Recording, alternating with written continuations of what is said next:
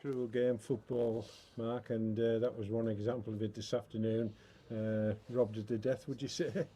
Yeah, I think so.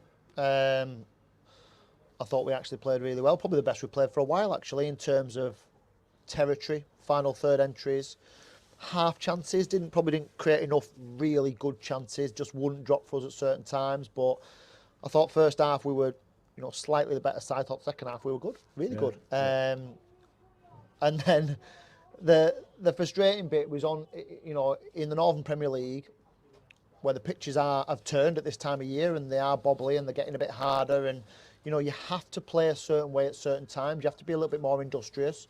And I thought generally in the game we played at the right times, and we also put the ball behind them at the right times, transitioned well into the final third. But the one moment we've decided not to do that, in the 92nd minute, we've given the ball up 35 yards from goal from an experienced player, and then we've not stopped a cross and given them their one real chance in the game, one real chance. They've taken it, and Baz should save it, and he knows that. And if you look at it on paper, you probably say, well, they've missed a penalty as well, which is a disgrace, by the way. How you can allow, as a referee, you can allow them to, you play advantage so they get a shot off, which they miss, and then bring it back for a penalty. Yeah. So you're giving them two advantages. So it was shocking, absolutely shocking. But that is literally, in my view, and I'm not being disrespectful to them, but that are the only two chances they've had in the game, and we've, real chances, and we've played in their half for a lot of the time. We've looked threatening, but yeah. So we nicked one at Bamber Bridge, didn't we, a couple of weeks ago, and they've nicked one off us today. But that is this division. And I said at half time, and I said before the game, it's either a mistake or a little bit of quality at this time of year that gets you over the line, and we've given the mistake up, which has cost us, and we haven't had that little bit. That just hasn't fallen for us in the right area at the right time in the final third. Performance was good. What it does do is it makes next week a big game, because it is. Yeah, and you mentioned next week's game, Blyth Spartans, of course. How do we approach that? I mean, they're in all kinds of problems. We understand that they might not even be getting paid. That's not for us to comment on, but. How do we approach that game? Well, I would imagine they'll come here fighting for their lives, and we've got to match that, you know. And you know what? If we play like we did today, we have an opportunity to win the game potentially comfortably. But it doesn't work like that. We've got to be at our absolute best. What I was pleased with today was that there was no questioning of endeavour. There was no questioning of hard work, graft. I thought that the response from our supporters at the end was great. In the majority, they'd seen that we'd had a goal. They'd seen that we'd been pinched and nicked a little bit at the end, which is frustrating. But they were right behind the lads, and that's really important. So we need them all back again, don't we? In a week's time, two big, two more big home games. But it's a little bit too close for comfort at the moment. We thought we'd dragged ourselves out of it. And today, if we'd have won, we would have been probably out of it. But that's how quickly this division changes. So back to a reset Tuesday, back to the work Thursday. Absolute focus on the Blyth game and trying to get what we need. Several good performances this afternoon. The return of Adam Fitzpatrick. Yeah. He was certainly one. Connor Panny. Yeah. And another member of the defence, Charlie Barnes. They all put in a shift. Charlie hobbled off. Will he be okay? I think so. He would have stayed on if we'd have needed him to, but there's no point in, pushing that if we don't need to. So he's got this little problem, this tendonitis problem, which is going to be an issue probably until the summer, and we can get him a proper rest.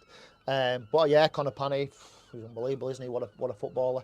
I thought how many diagonals did but they're all accurate and they're all on the money, and they all allowed us to spring out the other side, and that's not direct play. He's picked those passes in between the defensive third and the attacking third to get us on the front foot, and to try and get us in behind at times. So I thought Aaron was brilliant. We haven't had that balance at left back. I thought he pocketed the 7 in the first half, and as we started to get on top of him, he's a good footballer. So even just the little things that you take for granted, getting up and winning your headers, the basics, and he's a real competitor as well. So thought he was fantastic. What we've got to get from Az is that every week now, and that'll be the challenge to him to put that performance in next week. But yeah, there was loads of good performances, just wouldn't fall for us in our 18, and we've made effectively one error. and that's done for us. Obviously, the 2 suspended lads will miss next week as well, but how about some of the injured lads? Tom Stevo, is he likely to feature? Yeah, so I think Tom Stevenson will run next week, so he'll be very close if not available. And I think that Tyler Beck's back in training, so he'll probably feature before the end of the season. David Norris is not, which is the consistent. That's not changed. So, but yeah, Have we seen the last of Nos? Potentially. I mean, it's one of those issues that won't go away. And at his age, we'll keep monitoring it. And if we get him back, we get him back. If we don't, we don't. It's not costing us anything. For example, he's non-contract. So, and then Alex Mitchell, we think will start to do a little bit of running and ball striking next week. He's actually recovered really well, Alex. So there's a chance that Alex will be back at some point as well. So yeah, some positive news on the injury front, but we have more than enough out there today, and I think anybody that's watched the game has seen that we've had more than enough to be a fairly dominant side in the game. But that doesn't always mean you're going to win the game, and it is your quality in both boxes.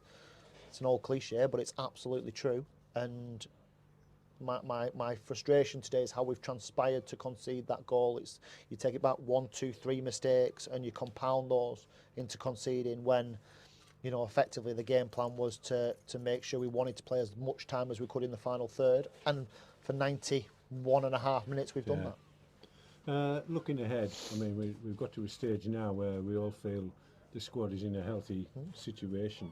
Looking towards the summer, what's the likelihood of keeping the majority of those here for next year? Yeah, I think so. I mean, obviously, let's deal with the issue in front of us first. Let's get the points on the board, and then we can really start. We have got half an eye on, where we're going to be with players and pre-season. There's a lot of uncertainty, isn't there, around the stadium, for example, and what we will be able to do in the summer and won't be able to do.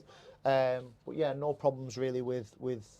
I've not had those conversations with players, but players love playing for the football club. They love playing for the supporters here.